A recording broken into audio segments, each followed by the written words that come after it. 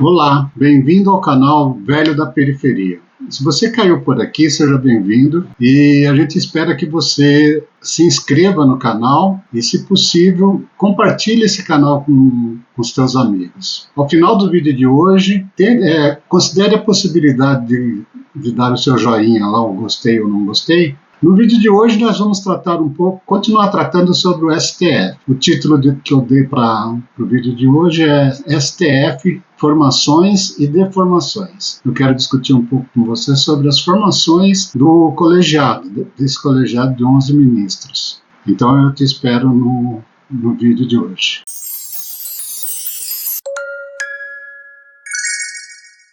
O assunto de hoje, então, é STF, Formações e Deformações. Só queria fazer antes aqui uma correção não, acrescentar um dado sobre o vídeo anterior, que eu estava falando dos freios e contrapesos, e esqueci de falar do indulto, né? O indulto que o presidente da República concede a presos é uma forma de corrigir algum extrapolamento da justiça, quando a justiça comete alguma injustiça, vamos dizer assim. Então, entrando definitivamente no assunto de hoje, eu gostaria de conversar com vocês um pouco sobre as formações que o STF vem tendo nos últimos anos, né? Desde da Nova República, como eu falei para vocês, que a gente fez esse corte, né? A maneira como os ministros são escolhidos para ocupar uma cadeira no STF nem sempre agrada a todos os juristas, a todas as pessoas que estudam o assunto a fundo, né? Por quê? Porque a Constituição pede para que seja escolhido entre os cidadãos brasileiros elevado saber jurídico e também com conduta ilibada, reputação ilibada, né? E isso quer dizer que não precisa ser juiz de carreira. E não precisando ser juiz de carreira, o que acontece? O presidente de turno, o presidente que vai escolher aquela pessoa, escolhe segundo os seus critérios, né? Ao passo que, se fosse juiz de carreira, mesmo que tivesse uma preferência, qualquer coisa, tipo lista tríplice, né? Mesmo que tivesse uma preferência, iria ser alguém especializado, alguém que estava acostumado a julgar esse tipo de coisa. Mas não, né? Hoje, se a gente vê a composição do nosso STF hoje, a gente tem, acho que um juiz só, uma pessoa só por juiz, dois, eu acho, né? O Nunes Marques e o Luiz Fux, parece. Saem umas formações assim, acaba formando um colegiado que nem sempre atende às necessidades do país. Mas com certeza pode, não é que sempre acontece, mas pode atender a necessidade das pessoas que indicam. É lógico que, por isso o título desse vídeo, né, Formações e Deformações. Por quê? Porque dependendo da formação, dependendo do colegiado, o colegiado não leva em consideração quem o escolheu. Mas a gente sabe que nem sempre isso acontece, né? A pessoa que escolheu normalmente tem algum privilégio, é impossível, né? A pessoa que está lá não ter gratidão por alguém, não ter gratidão por aquele que o indicou, certo? Tem. Agora, se ele deixa essa gratidão passar pela caneta dele na hora que ele vai tomar uma decisão lá, aí é outra coisa. O Aires Brito dizia que não, que isso não tem nada a ver, né? Aires Brito, uma pessoa que foi indicada para o STF, por Lula, saiu direto do PT, desfiliou-se do PT para ser ministro do STF. E ele garantia que não deixava essa gratidão, não passava pela caneta dele. A hora que ele vestia a toga, ele esquecia isso aí. Mas não sei, vamos analisar um pouco, depois a gente vai ver, vai chegar a algumas conclusões aí. Eu acho que é impossível. O ser humano tem seus sentimentos, tem suas preferências, e é muito difícil, eu acho, a pessoa desconsiderar isso aí, né? Vamos pegar o exemplo do Zanin, por exemplo. O Zanin trabalhou quantos anos como advogado do Lula? Agora, a hora que cai um processo na mão dele, cujo polo passivo ou ativo é o Lula, será que ele vai olhar a capa para julgar? Não vai olhar a capa, como diria o Marco Aurélio? Não, Marco Aurélio dizia que não julgava o processo pela capa, julgava pelo conteúdo. Mas será que uma pessoa que foi advogado por tanto tempo de um outro que o indicou para o STF, essa pessoa vai ter essa isenção? Não estou falando que tenha, eu estou questionando. Questionar eu acho que ainda não é proibido, né? Não estou falando que tenha, que a pessoa não seja isenta. Mas eu estou falando que eu estou fazendo um questionamento. Será que tem essa isenção toda? Então é isso que mais ou menos a gente vai conversar daqui para frente, tá certo?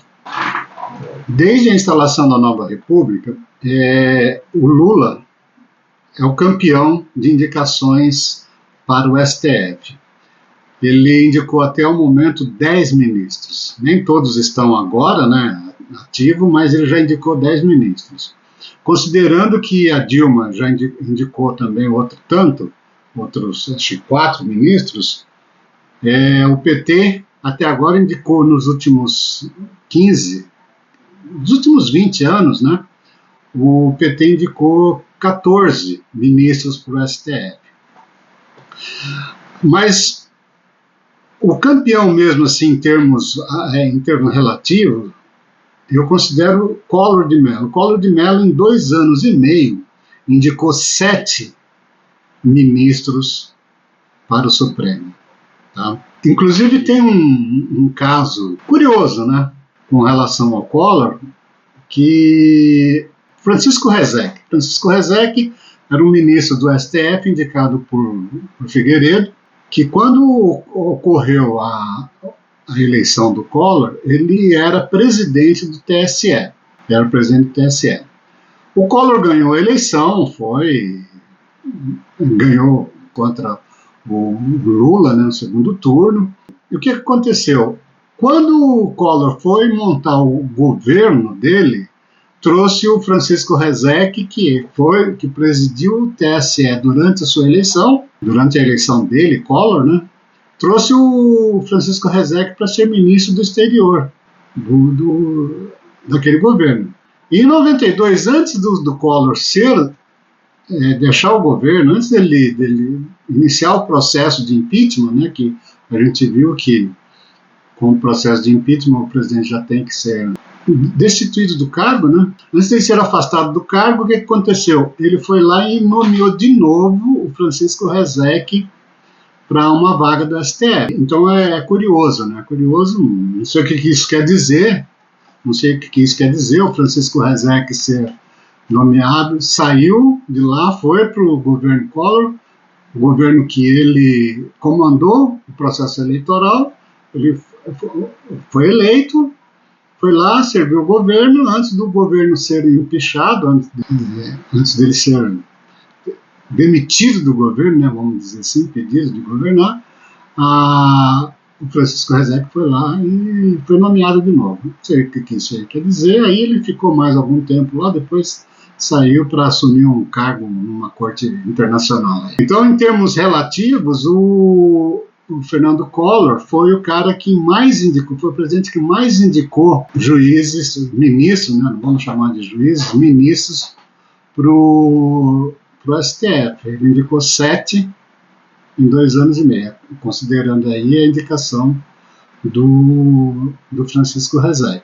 Né? Então, voltando um pouco na questão da falta de critério objetivo para se nomear um ministro, se indicar um ministro, né, para a Suprema Corte, já que não recai sobre os juízes de carreira, em tese pode ser indicado qualquer pessoa, desde que tenha um notório saber jurídico e reputação ilibada, né, como manda a Constituição, pode acontecer. E isso aí faz o quê? Faz, inclusive, você indicar políticos mesmo. A gente tem alguns casos, né, de políticos que são indicados A gente teve, por exemplo, nesse período que a gente está estudando aí, a gente teve o Paulo Brossard, a gente teve o Maurício Correia, a gente teve o próprio Alexandre de Moraes, né? Ele se desfiliou do PSDB na véspera de assumir o STF. O Aires Brito, foi um caso que a gente já falou antes, né? Ele era afiliado ao PT, se desfiliou do PT para assumir a vaga no STF. Maurício Correia foi outro que se desfiliou do PDT para assumir uma vaga no STF. E muitos outros, né? Eu falei do Paulo Brossard, mas a gente tem lá o Célio Borjas, que era um político, o Nelson Jobim, que foi político, exerceu todos os cargos políticos eleitorais, acho que só não presidência da República, né? Então, você acaba formando uma bancada, né, um colegiado ali político, se você quiser. E aí eu gostaria de analisar com vocês algumas formações que a gente teve, para depois a gente concluir, para deixar para vocês aí a conclusão sobre se essas formações elas influenciam ou não nas decisões que são tomadas pelo colegiado. Eu vou deixar com vocês, vou colocar alguns casos aqui e deixar com vocês. Eu só faço questionamento aqui, tá? Só estou fazendo questionamento. Como se sabe, o problema não são as pessoas que são nomeadas, não é a nomeação em si. Porque apesar de ser imoral você nomear um advogado seu ou um ministro seu, não é ilegal. Pode ser imoral, mas não é ilegal. Então eu gostaria de pegar aqui o caso do impeachment do Collor. Quando o Collor sofreu o processo de impeachment, dos 11 ministros que ele tinha lá que existia no STF, 7 eram indicações dele, incluindo o Francisco Rezec, como a gente já conversou antes. E mesmo assim, o processo de cassação do Collor foi normal, acabou acontecendo um processo normal, ele foi cassado, os direitos políticos dele foram cassados também por 8 anos, seguiu-se a Constituição ao pé da letra, não teve nenhum senão naquele processo todo. Aliás, foram até mais... teoricamente, foram até mais severos do que precisaria, né? Porque já que ele renunciou, ele tentou fazer uma manobra lá, vocês já ouviram falar por aí, de renunciar antes do processo de votação começar, e mesmo assim o Congresso foi lá sobre a presidência do Sidney Sanches, que era presidente do STF.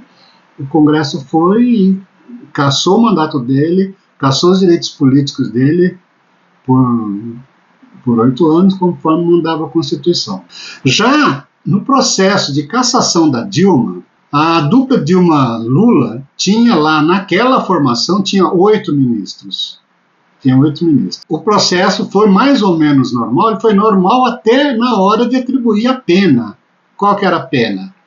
Cassar o mandato e deixar a pessoa inelegível por 8 anos, cassar o direito político por 8 anos, assim como foi feito com Collor, que é o que manda a Constituição. Mas, a hora que chegou nesse momento aí, Ricardo Lewandowski, como presidente do STF, estava conduzindo os trabalhos, presidindo a sessão de cassação da Dilma. O que aconteceu? Aconteceu que ela foi cassada, mas os direitos políticos dela não foram cassados. Ela continuou elegível, enfrentando ou contradizendo frontalmente a letra fria da Constituição, que manda lá, sem sombra de dúvidas, no caso de impeachment, a pessoa foi afastada do cargo, perde automaticamente os direitos políticos. E eles criaram essa exceção para Dilma. Não estou fazendo ilações nenhuma aqui, é um fato. O fato foi esse. Mas dá para pegar, eu gostaria de pegar um outro exemplo. O exemplo do mensalão, né? Todo mundo sabe mais ou menos o que foi o mensalão. O mensalão foi um esquema de corrupção criado no governo Lula. Em 2005 ele ele foi descoberto que era uma maneira do governo comprar votos dos deputados. Pagava lá, segundo o Roberto Jefferson denunciou na época, pagava lá uma mensalidade para os deputados cooptados, né? E esses deputados votavam com o governo, para esses deputados votarem com o governo. Então deu-se o nome de mensalão, e por ser um esquema que tinha pessoas com foro privilegiado, o STF conduziu todo o processo de investigação. 40 pessoas foram denunciadas pelo Ministério Público, e em 2012, chegou a ser julgado essa ação penal. Por maioria, 38 dos 40 indiciados foram condenados. Teve algum tipo de pena. Umas mais brandas, outras mais fortes, mas todos tiveram. Então, duas coisas. A primeira, aquela formação lá, apesar de ser majoritariamente indicadas por Lula e Dilma, aquela formação lá fez o quê? Condenou boa parte do governo do PT, inclusive José Dirceu, né, foi condenado. Então, desses 38 aí, eu acho, não sei se todos, mas a maioria esmagadora participava do governo do PT. Em compensação, essa mesma formação, nesse mesmo processo, criou um negócio que não existe, né? Eles declararam que tinha uma quadrilha atuando, está lá nos processos, está nos autos. Era uma quadrilha atuando no executivo, só que essa quadrilha não tinha cabeça, não tinha um líder. Então criaram uma quadrilha sem líder. Então veja, ao mesmo tempo que eles tiveram desprendimento, tiveram coragem, vamos dizer assim, né? A isenção para julgar todo mundo do PT, o processo não chegou no líder da quadrilha. Quem era? Não sei. O fato é que não tinha um líder. Foi uma quadrilha acéfala. Esse mesmo colegiado, que por um lado julgou todo mundo, condenou todo mundo, deu alguma pena para todo mundo, criou uma quadrilha sem líder. Então, assim, são alguns exemplos dessas formações que acontecem no STF, que aí a gente precisa fazer a pergunta, né? Será que essas formações indicam o comportamento do colegiado? Um exemplo também que vai ser discutido pro resto da vida, né? Enquanto existir possibilidade de se discutir, vai ser discutida, é a questão da Lava Jato. A Lava Jato seguiu seu curso, foi direitinho, tudo, passou por várias instâncias, foi até o STF, em alguns casos, né, questionando um monte de coisa, mas em um determinado ponto, o ministro Fachin anulou todos os processos contra o Lula.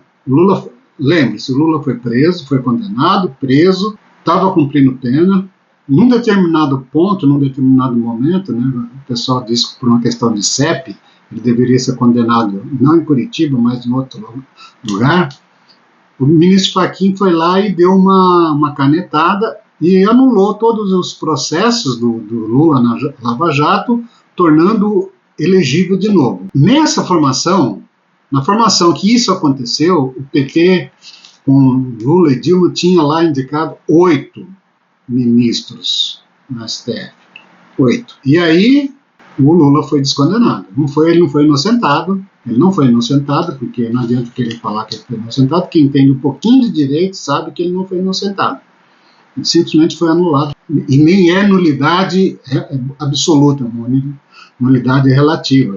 Isso já disse o próprio Marco Aurélio. Não sou eu que estou dizendo, não. Uma nulidade relativa, e a nulidade relativa ela pode ser corrigida durante o processo.